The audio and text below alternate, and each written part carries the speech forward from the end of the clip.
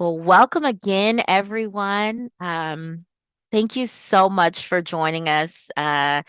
Today after work, I'm a former educator, and so I know how it is at the end of the day. And so I'm so grateful that you are giving us an hour of your time. Um, so I'm going to start by introducing myself.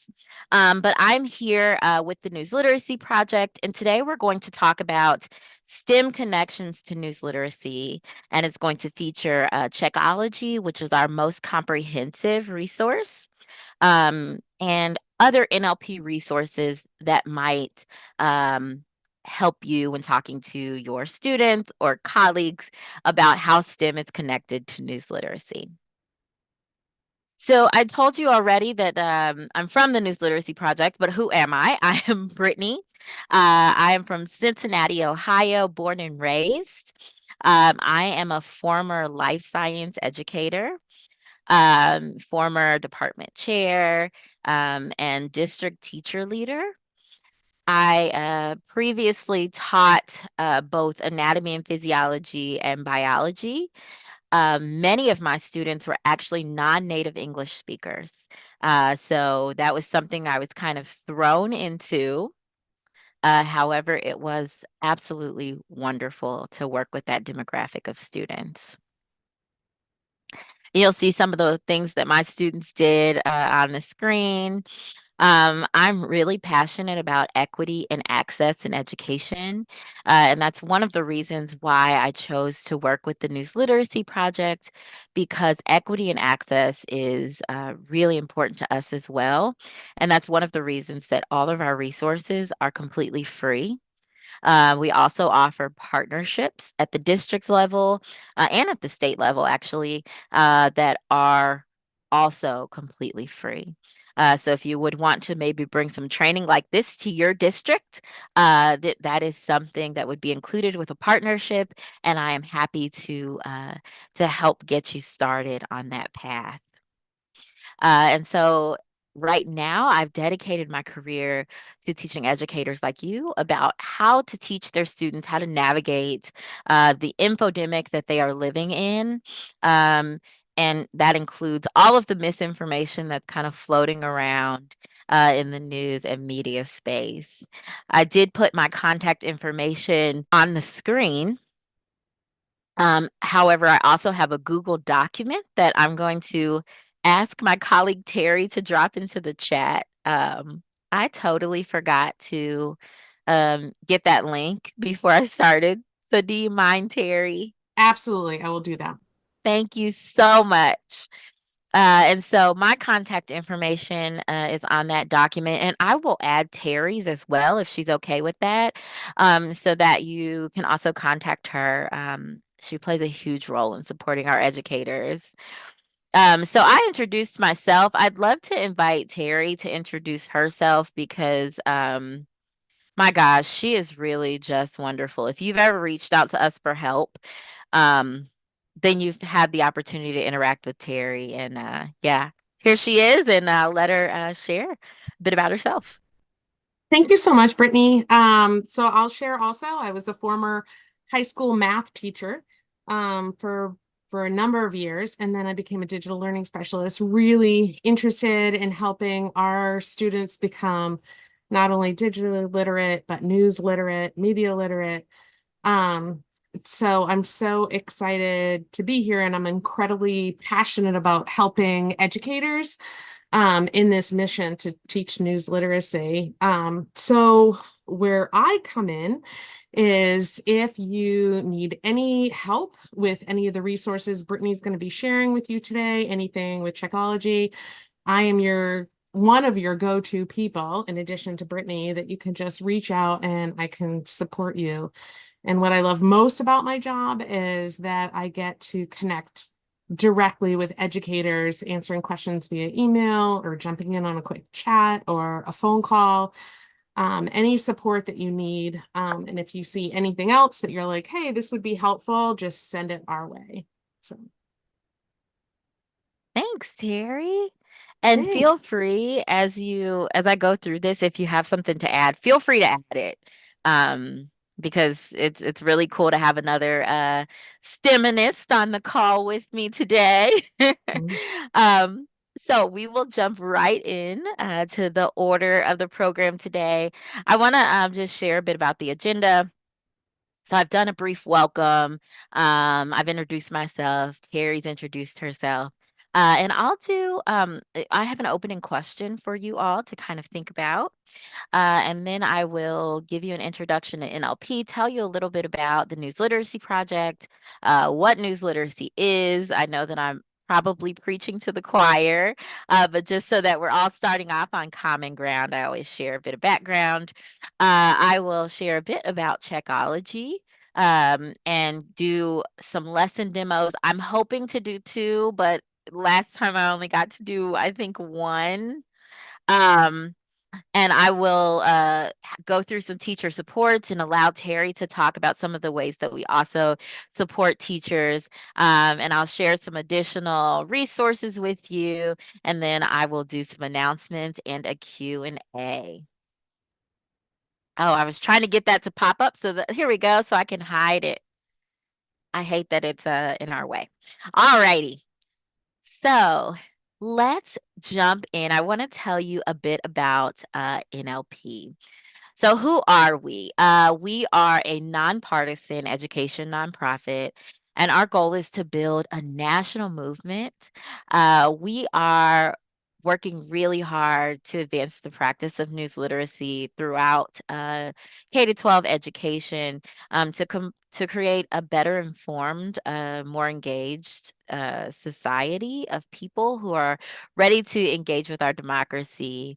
And so we oh, someone is coming in. Um, and so our vision is to see news literacy adopted by every state and district as a curricular requirement sometime before high school graduation.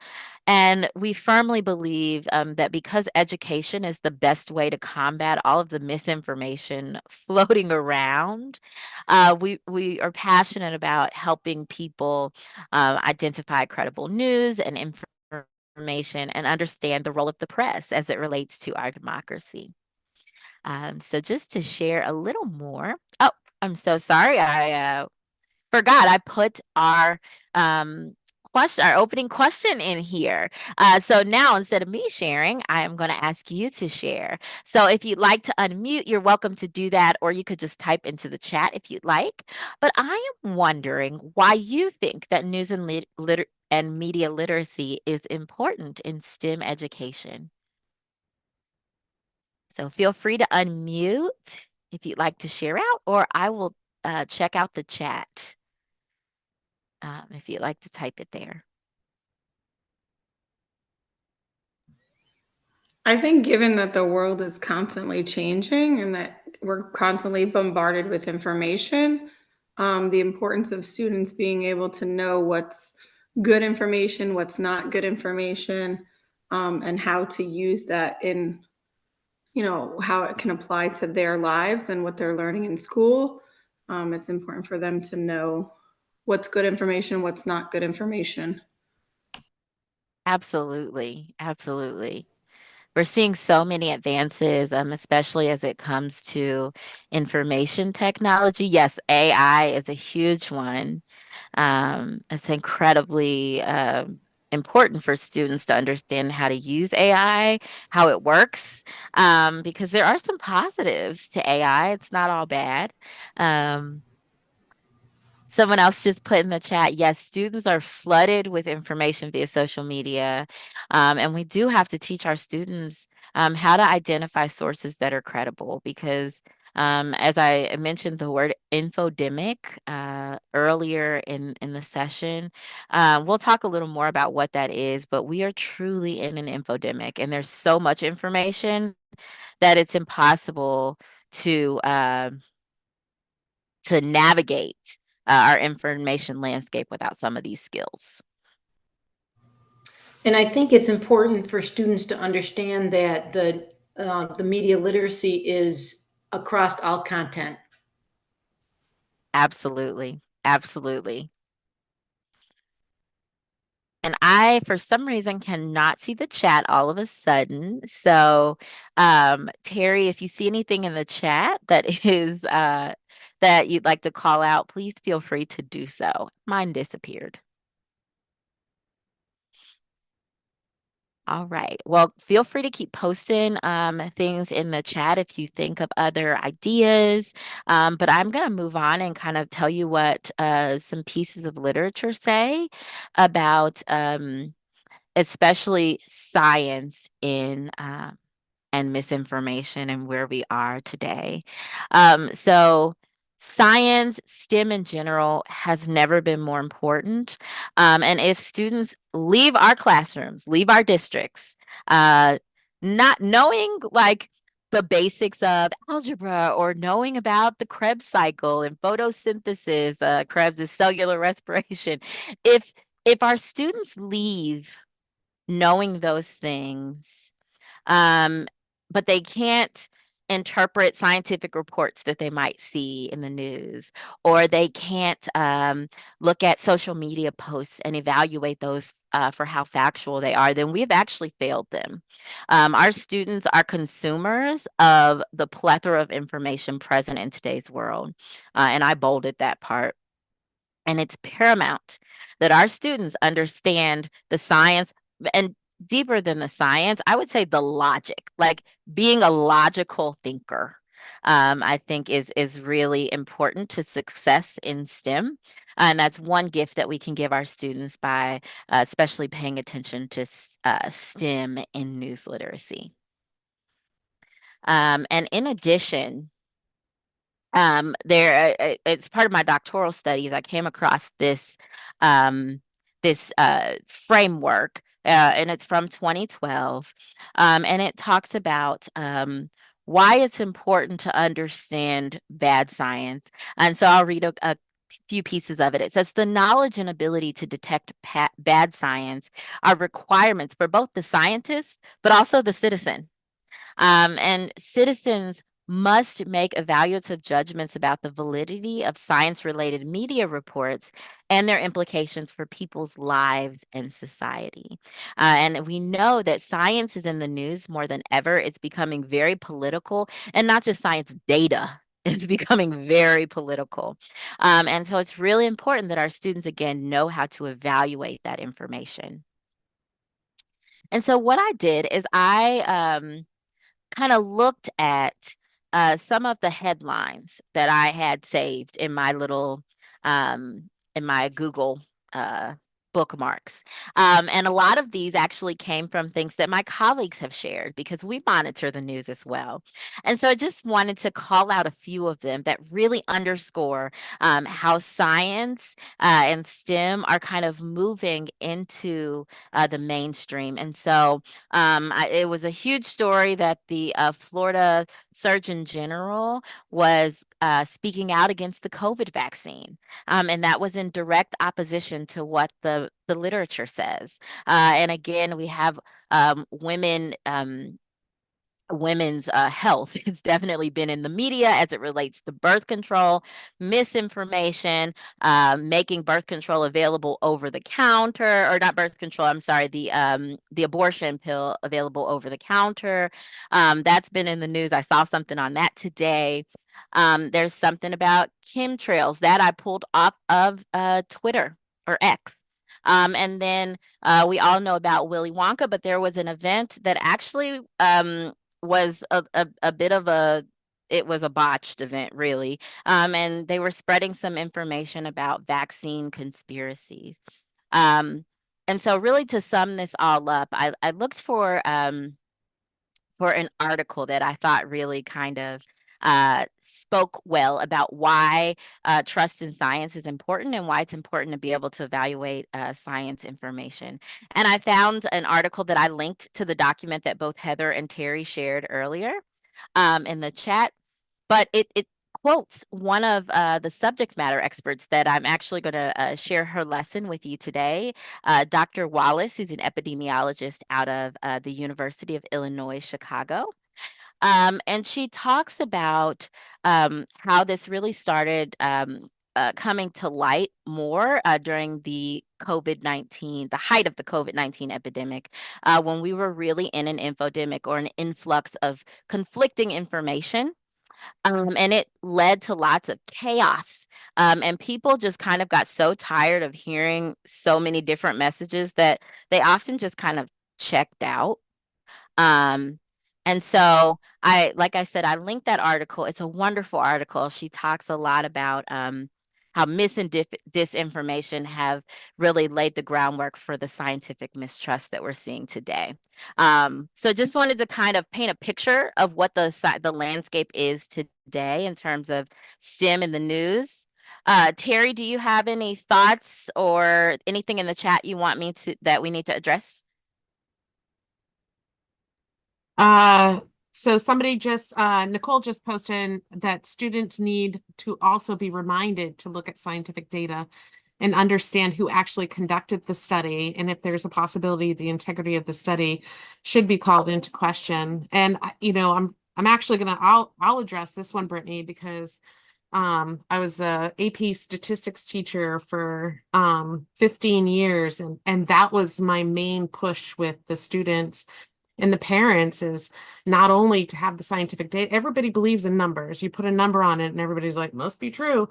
But one of the things I was told the parents when they came in, I didn't say this to the students, but the parents, I'm like, they tell you that red wine is good for you. Like, who's saying that? We got to look deeper. With the students, I would say they say chocolate is good for you, but I'll still stand by the chocolate one. But yeah, so you have to look at who conducted the study. And then Kelly also had mentioned prior, before you started talking about this, is that one of the other impacts of media literacy is impacting surveys, and how media literacy impacts surveys. Both great points. Yes, thank you. And I'm not going to demo the data lesson today, just in the interest of time. But I did put a link to a lesson that we have about understanding how data can be manipulated to make people believe things that may not be true. So feel free to check that out. It is on the Google document that's shared. And then to the point about kind of evaluating scientific information, we are actually going to look through two resources that have to do with that today. One of them is by Dr. Wallace, who I just spoke about and mentioned as part of this article. So the bottom line is, our young people have a right to news literacy education. If we want to prepare them for life, we need to give them all of the tools that they need. And one of those huge tools is news literacy education. And as I said, and as some of you have called out in the chat, information is the basis for civic literacy and agency and action. The information landscape that our students are growing up in is nothing like what we grew up in. It is totally different. And as a mom of 5, and one of those is a 16-year-old, you should hear some of the conversations that my kids are having in the house, and that I'm having to kind of be like, well, now wait a minute, I don't know about this. And so they really are trying to navigate a really complex information landscape. And so, as I said, we really have to prepare our young people to successfully navigate and play a role in shaping this landscape. And so you'll hear me reference a call to action. Many of our lessons include calls to action. We want to take the students from being these passive learners to active participants in our society. And we want them to empower them to shape the way that the landscape will look like. And so, what is news literacy? Well, I bet you all know. As I said, I know I'm preaching to the choir, but I am going to kind of give it a definition so that we can have a common understanding. So first of all, news literacy is nonpartisan. As an organization, just to say a bit, NLP is governed by a board that is made up of people from across the political spectrum, from different walks of life, different career paths. And so we really do take great care to ensure that our resources are nonpartisan, and not unfair to anyone, regardless of their beliefs. I also will give you really four characteristics of news literacy. So it is the ability to sort fact from fiction and news and information. I know many of you, especially being in the New York area. Uh-oh, I apologize. I'm sure it's been all over your news about the bridge collapse today, that the tragedy. And, there has already, I've seen lots of misinformation and people putting out videos that are actually not videos of what happened in the early hours of this morning. They're bridges from other places. And so that the ability to sort that fact from fiction is news literacy. It's also applying critical thinking and identifying standards-based journalism and its role in democracy. It integrates into a variety of subjects, as someone called out before. This is a cross-disciplinary concept. It fits very nicely into all sorts of disciplines. So in thinking about collaboration with others in your districts or your buildings, this is a great place to start because it's something that easily fits in to other subjects.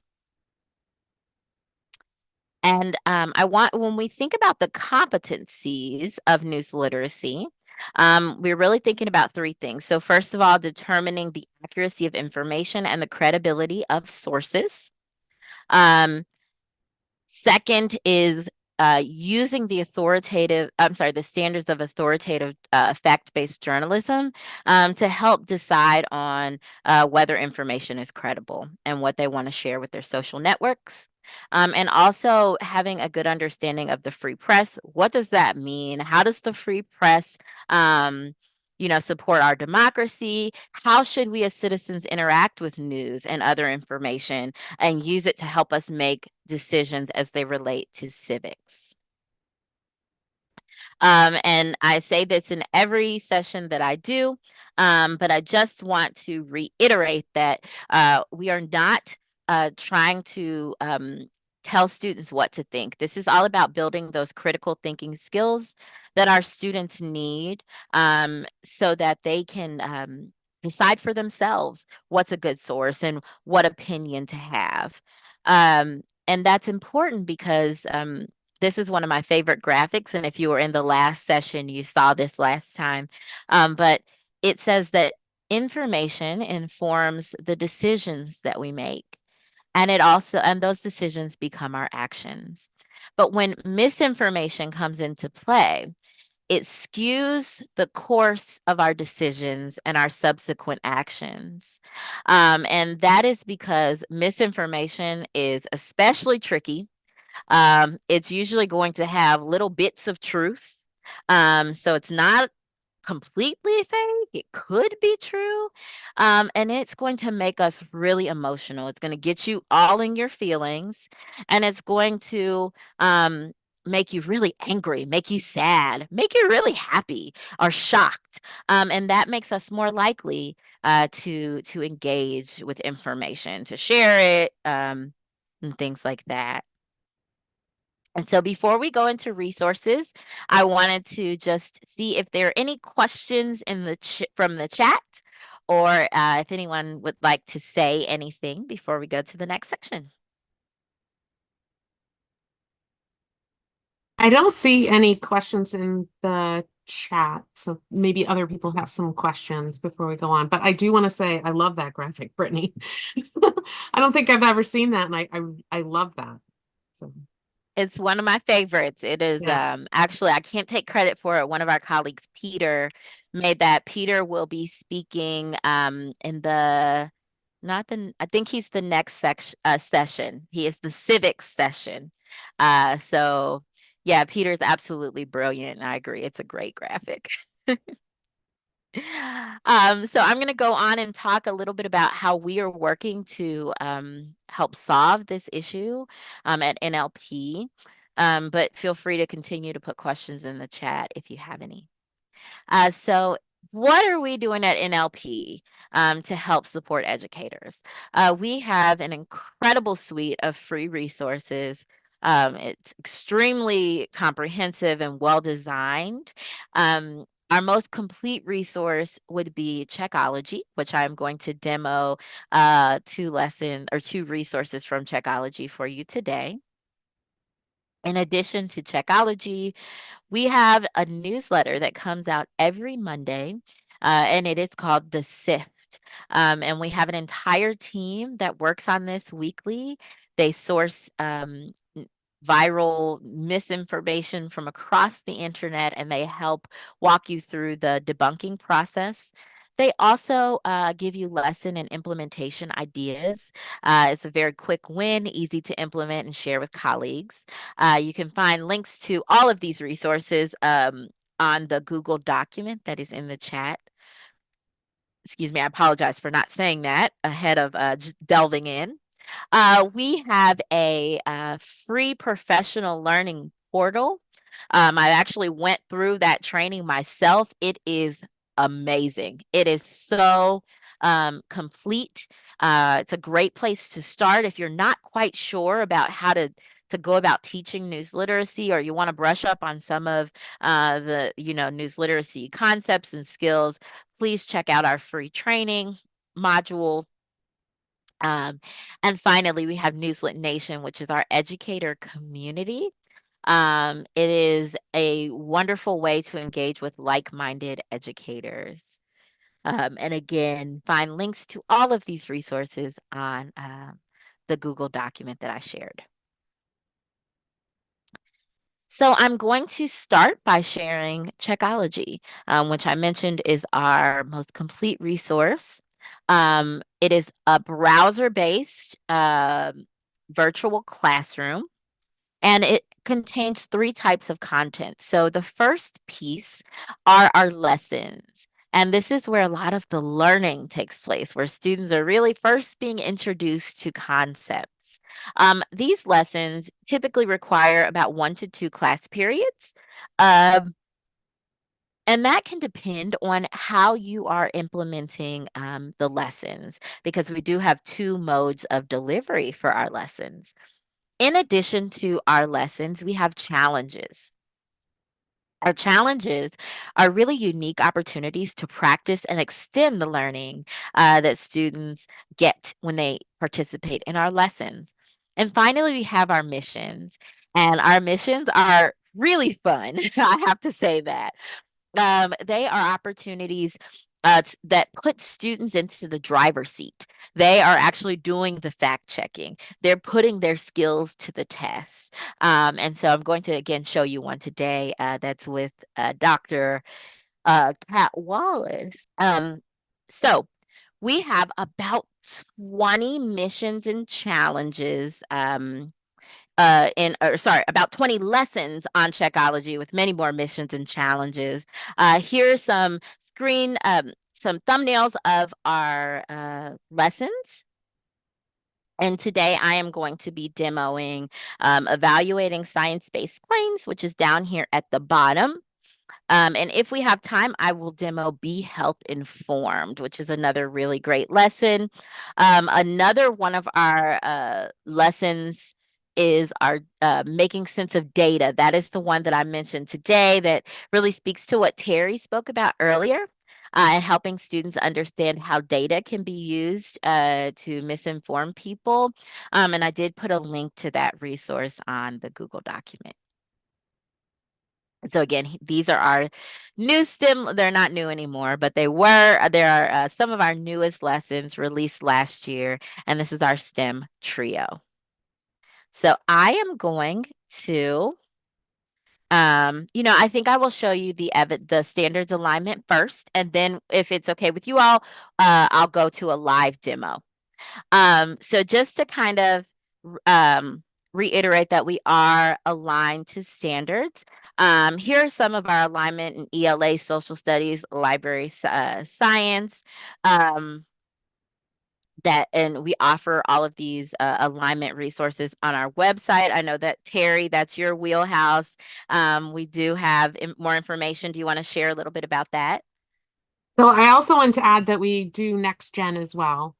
So it's a process, making sure that they're all aligned to the standards, and we've stuck mainly to the national standards. 'Cause as you know, like, I feel like, even though we're one country, we have, 50 plus educational systems. So it's a lot, a lot of standards to kind of keep track of.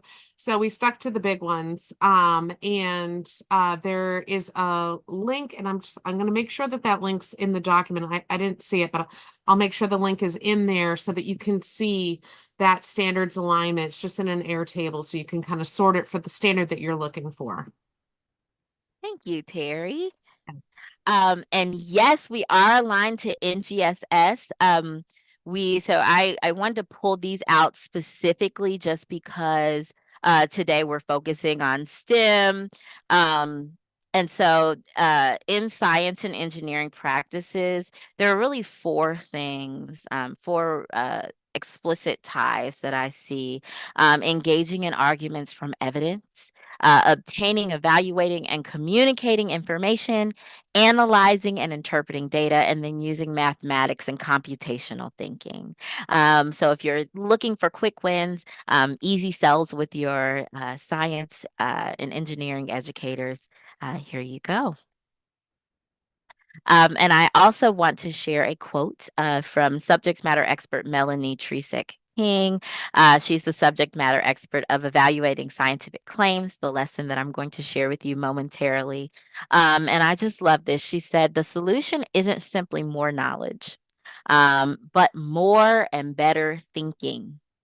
Okay, so it's not knowledge is power all the time. Really, thinking is power, being able to think about the information. And she's going to share in her lesson the floater method. So I am going to end this slideshow. And I will go to the live demo. While I'm going to the live demo, if you have any questions, feel free to share them now.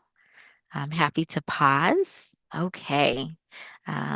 So this lesson, I have to say, is one of my favorites. This lesson, as I've mentioned already, is led by Melanie Tresek-King, who was a science educator. She has since moved on, and she's doing something a little different now. But she is an absolute wonderful person to chat with. So I am going to start by letting Melanie talk a little bit about why people resist science. So why do people sometimes doubt or refuse to accept scientific evidence? I'm not talking about the science behind airplanes or cell phones or electricity. No one really claims that scientists are wrong or lying about the science that led to these developments. But there are situations where the science is just as clear, and yet people do doubt its validity and resist its findings. As I said a moment ago, there's a mountain of evidence that clearly shows that human-produced greenhouse gases are trapping heat in our atmosphere and raising the temperature of the planet at a dangerous pace. So here, Melanie is really talking, it's kind of setting the stage for why students might have people in their families or in their circle that resist science. And I'm going to let her talk a little more about it toward the end of this video clip.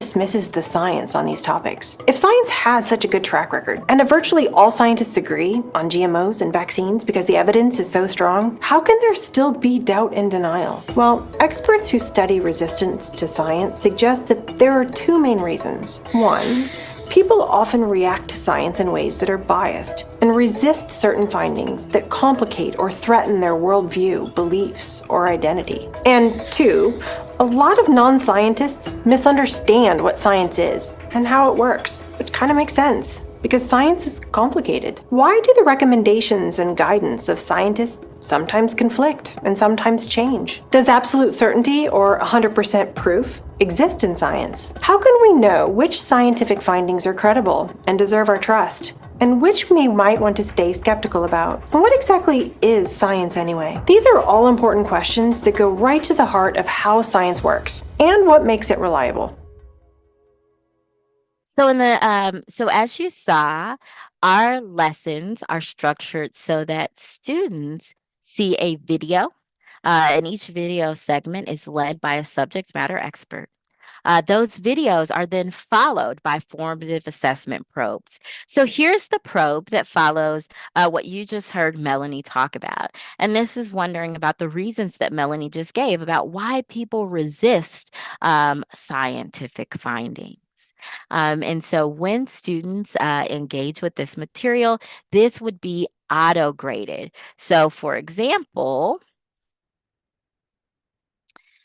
I am wrong. So it's going to give me a red screen and I can do a retry. And once I click the right answers, it's going to give me a, oops, uh-oh. Sorry about that. Here we go. It's going to give me a green screen and I'm ready to move on to the next element. Each of these bubbles at the bottom is called an element. Now to move on and show you one other formative assessment probe. This is another type. It is matching. And so this follows Melanie talking about logical fallacies. And so she goes through each logical fallacy. And so for this, students just drag and drop. But what if they've actually forgotten what some of these terms mean? Well, in this case, they can go over to the word wall. The word wall is going to have some of the vocabulary found in the lesson. And this is absolutely wonderful for students who could use that little bit of extra reminder, as we all can sometimes, when they are going through the learning module. Next, I'm going to show you one other element that is another auto-graded question. So this is when Melanie talks about the O in the floater toolkit, which is objectivity. And so in this question, students are asked to select 3 that apply. So again, this really mimics a lot of what I saw as an educator when I was prepping students for their standardized tests. So having the critical thinking skills to select 3 that apply or select all that apply are really helpful practice for students to get prior to standardized testing. And here's just another example. This is when Melanie talks about the A in the floater toolkit, which is alternative explanations.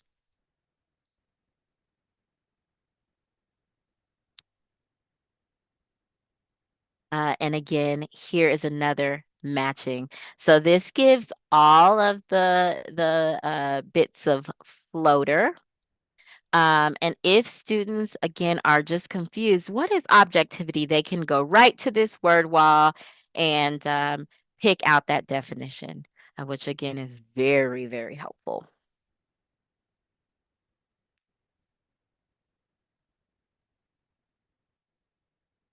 So I want to, this time in showing you the video, what I'd like to do is call out some of the accessibility features that we offer as part of Checkology. I currently have my video settings set for YouTube. And so one of the things that you'll see is that our videos are all closed captioned. Those closed captions are done in-house. So they are exactly what is being said in the video. Floater is a handy way to remember what makes science a unique way of knowing about the world. But it isn't just for scientists. In fact, I came up with Floater to help my students, most of whom aren't majoring in science, recognize and evaluate science-based claims. We're all bombarded with social media posts, headlines, ads, and other kinds of information that make claims about scientific matters. One of my big goals as an educator is to prepare my students to know what information about these topics they can trust and when they should stay skeptical. What does that mean? Another thing that I love, another accessibility feature that we kind of borrow from YouTube is variable playback speed. So for those of you that work with students who are English language learners, this is a wonderful tool for them because they could use a little more processing time. You can slow it down to 75%.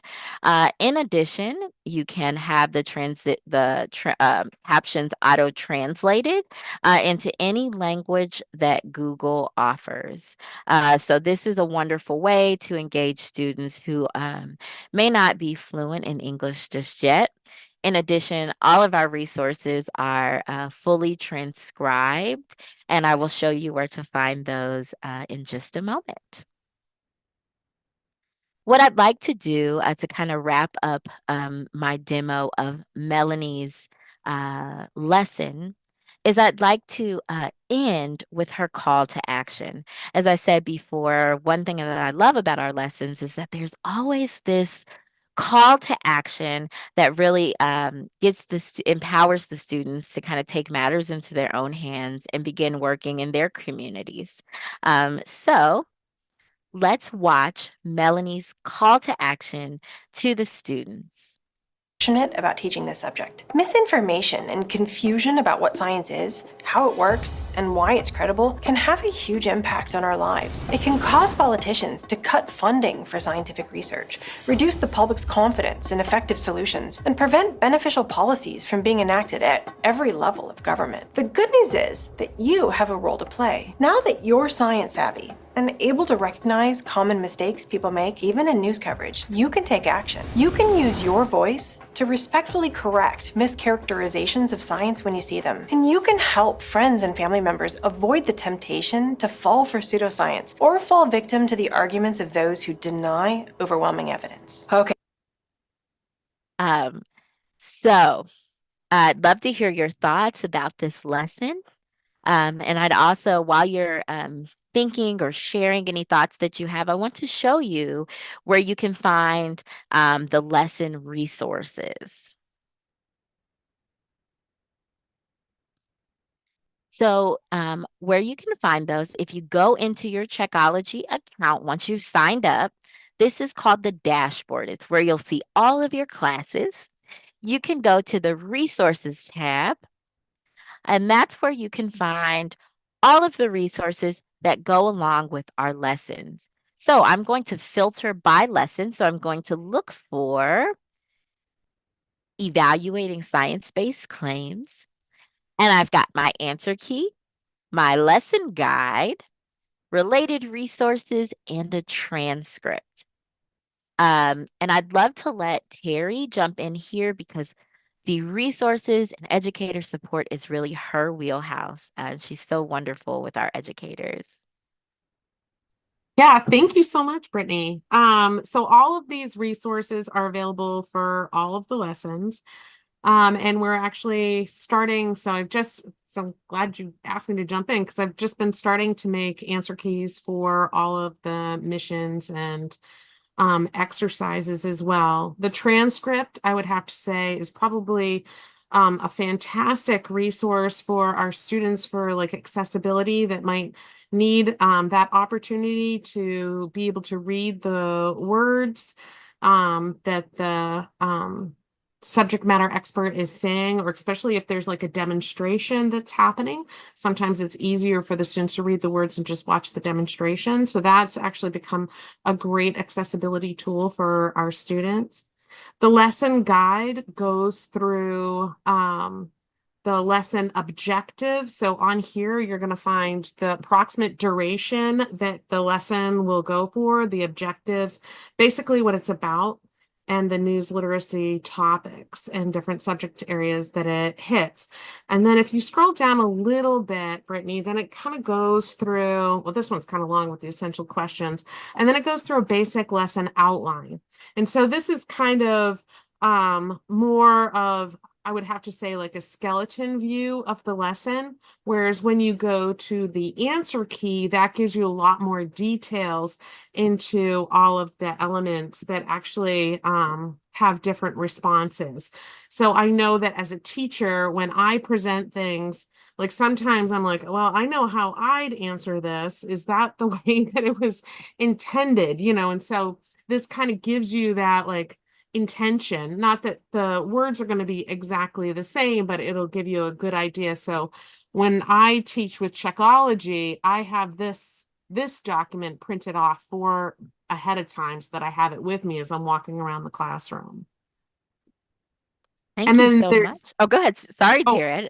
I No, it's okay. I had just can't see you. So Oh, okay. I just had one more thing. There's all of them have related resources, and these include some of the things that Brittany was mentioning ahead of time. Like sometimes there might be an infographic or a poster that really speaks to that lesson or gives like some extra support that you might want to have hanging up around your classroom. This one doesn't seem like it does, but there's others that do have them, like info zones and stuff like that, I like going to the related resources and printing those off for my room first. So that was it. yes. Sorry. Oh, no, that's okay. Thank you so much for calling that out, because the next resource that I'm going to just very quickly demo does have an infographic. So I'll be sure to pull that up, the levels of scientific evidence. So we do have an infographic for that one. So the next thing, really the last thing we're going to have time to look at today is I want to show you this is a different lesson. I want to show you evaluating, levels of scientific evidence. And I'm going to just pull it up and do a true live demo because we are almost out of time. So levels of evidence with Dr. Cat is really a great lesson. You all heard from her a little bit from her earlier when I shared that news article. Don't forget it is linked if you're interested in hearing more about or learning more about what she said. But this is a Czech Center mission. And it's shorter. It's going to be shorter than a lesson. So this has 24 elements. And again, it is led by Dr. Cat, who was our subject matter expert for this lesson. For this challenge. All of our challenges are going to tell you what skills you'll need for the lesson, and it's going to give you links to any relevant tutorials. I mentioned the infographic, and I do have it handy here. And I can add a link to that infographic. I will I wonder if I can zoom in, but here's what it looks like. And it really details information about each type of scientific evidence. And it says, an anecdote or a story is kind of the lowest level. And we really, when we get up into cohort studies and randomized trials and meta-analyses, that's where we see real quality scientific evidence coming from those types of studies. So this is something that, as Terry said, you could print out and actually hang in your library, in your classroom, so that students can not only use it while they're learning about the resource, but use it after they're done learning, just to keep that going. And so I'll just play a bit of this video from Dr. Cat. Dr. Cat's really huge on TikTok. So if you notice, it's kind of shot as though it's from a phone camera. That's on purpose. That's because she is TikTok famous. So I'll let you hear a little bit from her before I show you one of the formative assessments. Hello, I'm so glad you're going to be my research assistant for the semester. This will give you a chance to apply what you've been learning about different levels of evidence. And so there is a tutorial, like I said, that was linked above. During the pandemic, I got a lot of new followers on TikTok, which means I also get a lot of questions from people asking if they can trust what they're seeing online. Much of the time, people just don't understand that not all evidence is created equal. As you now know, there are different levels of evidence. All of these TikTok questions are overwhelming, and I need your help looking through them. Today, I have gathered questions that include examples of evidence. I'd like for you to help me identify the type of evidence in each one and decide which examples represent a higher quality of evidence. Thanks so much. So what I love about this resource is that it's really authentic, right? She's inviting students into her world as a TikToker. They're going to help her sort through all of these TikTok questions that she's getting.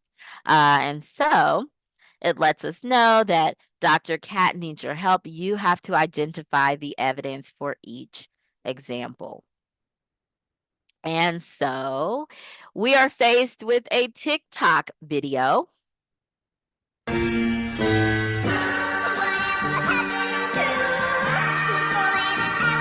eating garlic to help cure her toothache.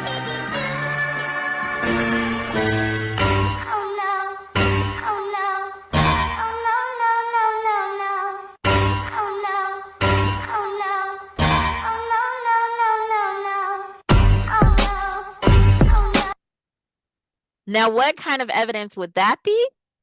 What do you all think? Would it be expert opinion, case report, randomized trial? Any ideas? It's difficult to read the choices. Oh, I'm so sorry. You are right.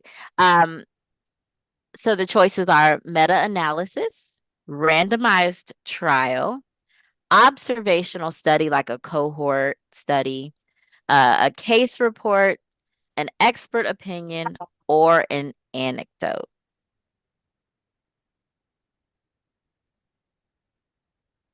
Did any of those stick out to you?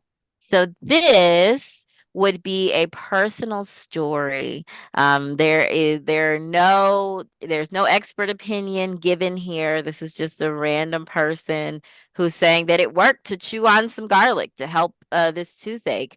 Do we know if it really helped? No, we just have that one person's information to go on. So Brittany, we have somebody that said maybe an anecdote or Yeah. a random trial. Yeah.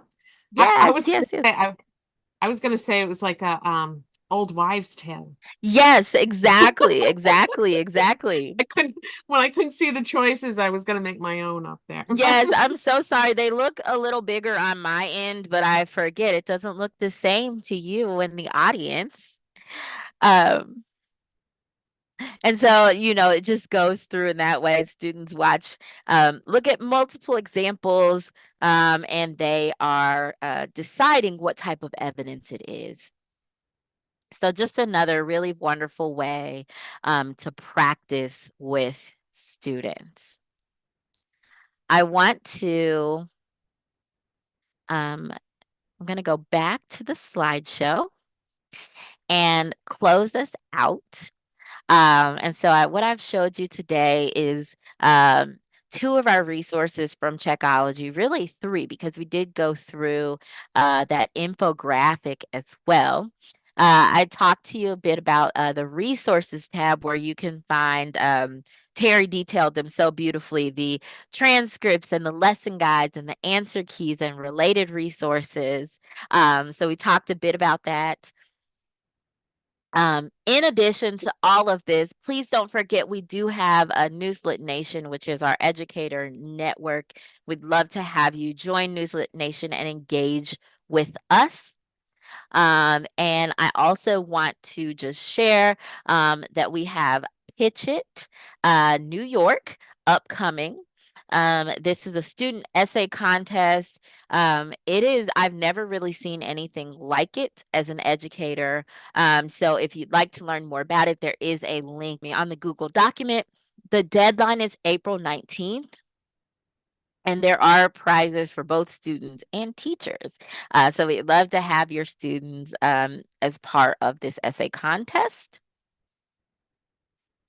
And I put this slide in just for Terry to share her all about our educator resources, which we've already done.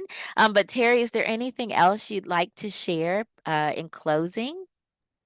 No, I think you've said a lot. The only thing I really want to emphasize with the two that you said was Trickology, and a lot of people, I've heard a lot of really positive things from the SIFT, and I know you talked about that in the beginning, and that is just a fantastic resource. And if you haven't signed, like, I know that I get so tired of mail coming into my inbox, but this is one that I love coming into my inbox, and they do it every week.